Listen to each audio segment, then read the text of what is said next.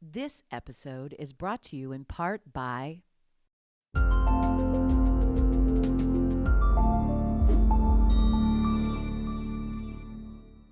Hello and welcome to the People Chronicles Storied Women.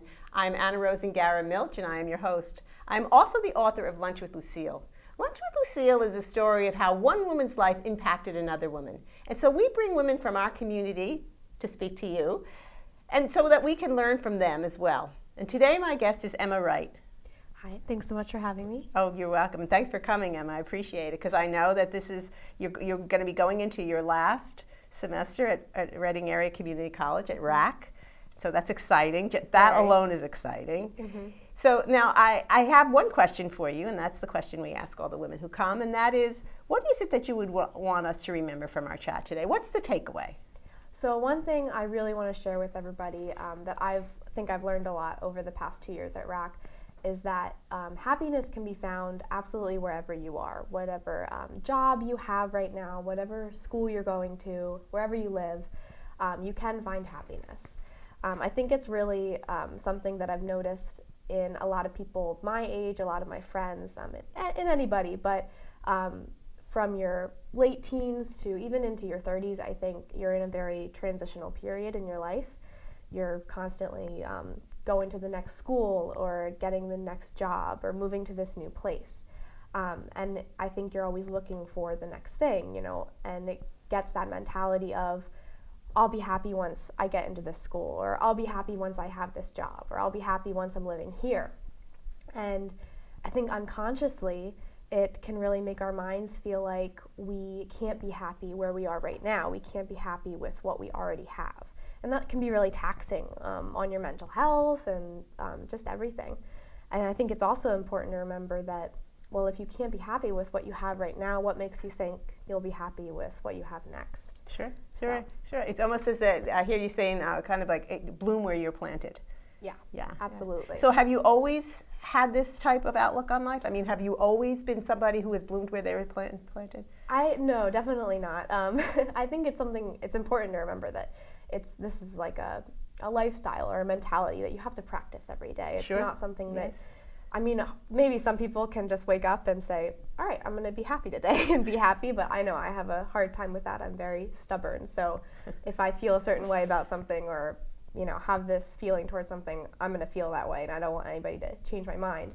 But I think throughout the past couple of years, it's been a little bit of both. Sometimes I am really happy where I am, and lately I feel like that's more often than the opposite. But for example, when I was a junior in high school, I was an exchange student, and I was gone for 10 months. You were exchanged with whom? Another student who was from Ecuador. Okay, so you went to Ecuador. So I went to Ecuador. Okay. For First 10 time months. out of the country? Yeah. So it was a long time to be away from home, and I was really excited, and it was an amazing experience. I absolutely loved it.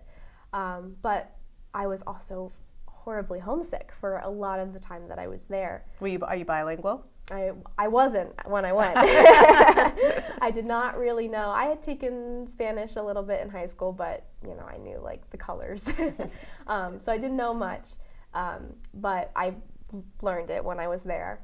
And I was homesick so much, and it was like this first heartbreak that I had really felt, that I desperately wanted to be home with. I miss my family and my friends and the food that I had at home and so many things, but I also wanted to enjoy my time there and really like learn to be happy there and love things there.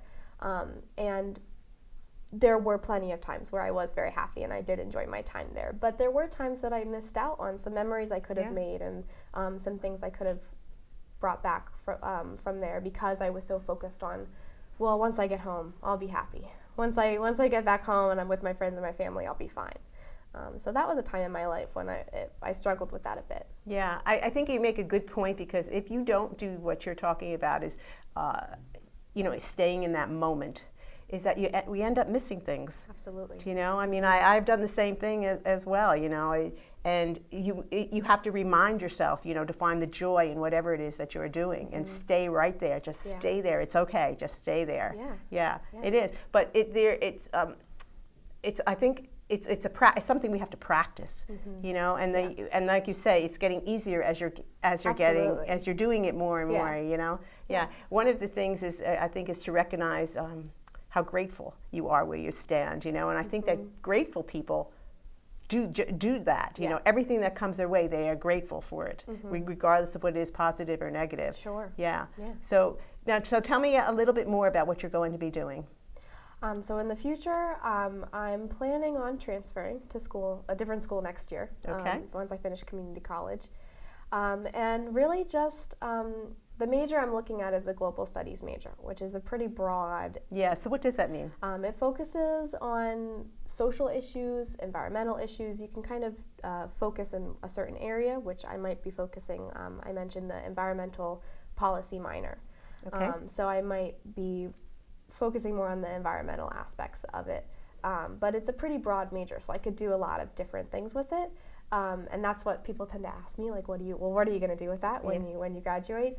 And that's obviously very important. But right now, I've learned at RACC that I really love to learn and be in the classroom when I'm enjoying that. In the past, like in high school, I hated going to school. I did not like it at all. But you stuck with it. Oh yeah, of course, yeah. But I wasn't focusing on just learning what they were trying to teach me.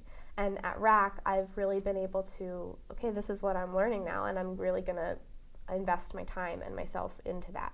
Yeah, I mean, you use that word learning, and then, you know, there was an article in the paper just recently, I think it was in the Journal, about the difference between learning and education. You know what I mean? And being able to learn, I mean, and it goes back to what you're saying about, you know, blooming where you're planted, is to learn from every single experience that we go through. I mean, I'm almost triple your age, and I find that I learn something new every day. You know, something new comes, you know, crosses my path every day, but it's up to me to be able to see it and to be able to grab it. Right. Yeah, right. exactly. So learning how to learn, you know, and I don't know if our educational system really teaches us how to learn, you know, but now you are at that point now where you know how to learn. Yeah. I've seen it a lot in some of my classmates and friends who are taking, you know, maybe they're a business major and they're taking an art course and they're like, why am I taking this? This has nothing to do with what I'm going to be doing. Right. And I think it's important to remember that you can apply what you're learning to at some point in your life. You'll be able to use that information or those skills that you're learning. So I've really just been focusing less on, okay, I'm going to go to the school to get this major so that I can get this job, and focusing more on, okay, I'm taking this class because I'm really interested about learning about this topic, and learning about these people, or learning how to use this skill in my life. That's a great perspective. That really, really is. I mean, and it's a conscious effort to learn to change your perspective with each one. You know, you go into a class, I'm not really interested in basket weaving, but let me see what I can learn about basket weaving. Whatever, absolutely. You know, it'll be good for my small motor skills or whatever it is. Yeah. It's a great, I think that's a really wonderful outlook that you have, and like really learning to be able to change your perspective in that and to take control of your future like you're doing. You know, in the book Lunch with Lucille, there are 4 diamonds, and the first diamond is to change your perspective. And that's basically what you're talking about, is to just, you know, wherever I am, that's where I'm blooming. That's where I'm going to get something out of it. And, you know, so that's what I've been hearing the theme over and over again. The second diamond is to let go of the past and, you know, the could-haves, the should-haves, and the would-haves. But the third diamond is to take control of the future. That's the other thing that I hear that you're doing. It's really saying, you know, I don't know specifically what I want to do, but I'm going to be in control of this. Absolutely. Exactly. And the fourth diamond is to have a gratitude attitude.